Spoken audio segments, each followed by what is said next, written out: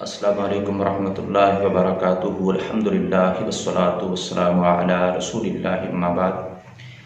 محرم الحرام کے خاص اعمال میں سے ایک عمل صحابہ کرام رضوان اللہ علیہم اجمعین کا دفاع کرنا ہے۔ ویسے تو سارا سال ساری زندگی ہمیں یہ کام کرنا چاہیے، لیکن اس مہینے میں خصوصاً چونکہ یہ مہینہ شروع ہوتے ہی بعض دین اسلام کا لبادہ اوڑے ہوئے خبیث ترین لوگ صحابہ کرام رضوان اللہ علیہم اجمعین پر تبرہ کرتے ہیں، ان کو برا بھلا کہتے ہیں، گالیاں بکتے ہیں، بلکہ بعض کی تکفیر کرتے ہیں۔ تو اس لیے اس مہینے میں خصوصاً ہمیں صحابہ کرام رضوان اللہ علیہم اجمعین کا دفاع کرنا چاہیے۔ اور صحابہ کرام کا دفاع کرنا یہ کوئی عام عمل نہیں ہے، عام کام نہیں ہے، یہ اللہ تبارک و تعالیٰ کی سنت ہے، اللہ کے رسول صلی اللہ علیہ وسلم کی بھی سنت ہے۔ اللہ رب العالمین نے خود صحابہ کرام رضوان اللہ علیہم اجمعین کا اپنی کتاب قرآن مجید میں دفاع کیا ہے۔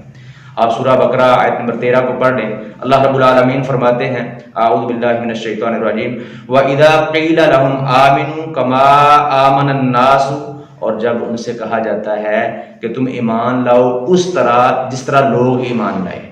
یعنی اللہ کے دشمنوں کو کہا جاتا ہے کہ ایمان لے آؤ اس طرح جس طرح صحابہ کرام رضوان اللہ علیہم اجمعین ایمان لائے، قالوا انؤمن کما آمن السفہاء، تو وہ کہتے ہیں کہ ہم اس طرح ایمان لائیں جس طرح بیوقوف لوگ ایمان لائیں۔ یعنی اللہ کے دین کے دشمنوں نے صحابہ کرام رضوان اللہ علیہم اجمعین کو بیوقوف کہا۔ اللہ رب العالمین نے اس کو برداشت نہیں کیا۔ اللہ تبارک تعالیٰ نے صحابہ کرام کا دفاع کیا۔ اللہ رب العالمین فرماتے ہیں الا انہم هم السفہاء ولکن لا یعلمون، خبردار سن لو کہ بے شک وہ ہی بیوقوف ہیں، وہ خود بیوقوف ہیں اور لیکن وہ جانتے نہیں، یعنی اس بات کا بھی ان کو شعور نہیں ہے، اس بات کا بھی علم نہیں ہے کہ وہ خود ہی بیوقوف ہیں۔ تو اس آیت کریمہ میں اللہ رب العالمین نے صحابہ کرام رضوان اللہ علیہم اجمعین کا دفاع کیا۔ تو اللہ تبارک تعالیٰ کی سنت ہے صحابہ کرام رضوان اللہ علیہم اجمعین کا دفاع کرنا، اور اس طرح رسول مکرم صلی اللہ علیہ وسلم کی بھی سنت ہے۔ نبی مکرم صلی اللہ علیہ وسلم کی حدیث سلسلہ احادیث صحیحہ میں 2340 نمبر پہ ہے، رسول اللہ صلی اللہ علیہ وسلم نے فرمایا من سب اصحابی فعلیہ لعنت اللہ والملائکۃ والناس اجمعین۔ اللہ رب العالمین کے پیغمبر علیہ الصلوۃ والسلام نے فرمایا جو بندہ میرے صحابی کو گالی دے، جو اس کو برا بھلا کہے، اس پر اللہ کی لعنت ہے، فرشتوں کی لعنت ہے اور سارے لوگوں کی لعنت ہے۔ تو اس حدیث سے یہ بھی پتہ چلا کہ صحابہ کرام رضوان اللہ علیہم اجمعین کا دفاع کرنا یہ رسول اللہ صلی اللہ علیہ وسلم کی سنت ہے، اور یہ بھی پتہ چلا کہ جو بندہ صحابہ پہ تبرہ کرتا ہے، صحابہ پہ بھونکتا ہے اور ان کی توہین کرنے کی کوشش کرتا ہے، وہ ملعون ہے، اس پر اللہ کی، فرشتوں کی اور سارے لوگوں کی لعنت ہے۔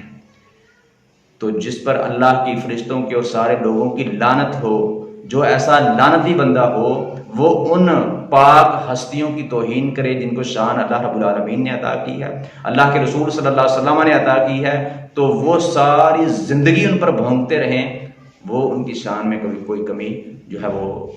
نہیں لا سکتے۔ تو صحابہ کرام رضوان اللہ علیہم اجمعین کے دفاع کے لیے سب سے ضروری کام یہ ہے کہ ہم ان کی زندگیوں کا، ان کی سیرت کا مطالعہ کریں کہ کس طرح ایک ایک اشارے پہ رسول اللہ صلی اللہ علیہ وسلم کے اشارے پہ انہوں نے اپنی جانوں کو بھی قربان کیا، اپنے مالوں کو بھی قربان کر دیا۔ تو ایسی ہستیاں جو ہیں جنہوں نے رسول اللہ صلی اللہ علیہ وسلم کے ایک اشارے پہ اللہ رب العالمین کی ایک آیت کو پڑھ کر جو ہے وہ اپنا سارا کچھ قربان کر دیا، جان بھی مال بھی، تو ان صحابہ کرام پر وہ لوگ جو لعنتی ہیں، جن پر اللہ کی، اللہ کے فرشتوں کی اور سارے لوگوں کی لعنت ہے، وہ جتنا مرضی تبرہ کریں، جتنی مرضی بکواس کریں، ان کے بکواس کرنے سے ان کی شان میں کسی قسم کی کمی نہیں آ سکتی۔ اللہ رب العالمین ہمیں سمجھنے کی توفیق عطا فرمائے، وما توفیقی الا باللہ۔